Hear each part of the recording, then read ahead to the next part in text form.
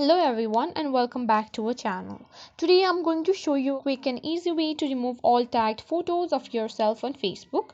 If you're looking to clean up your profile or just want to untag yourself from those embarrassing photos, this video is for you. Let's get started. First, open any web browser and open www.facebook.com. Now go to your profile. Here, scroll down and find any photos that you don't want where you're tagged. Then tap on the three dots next to it. Then click on Remove Tag. And that's how you can remove any tag photos that you are tagged in. And that's it.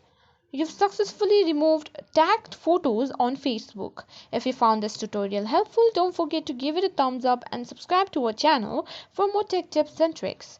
Thanks for watching, and I'll see you in the next video.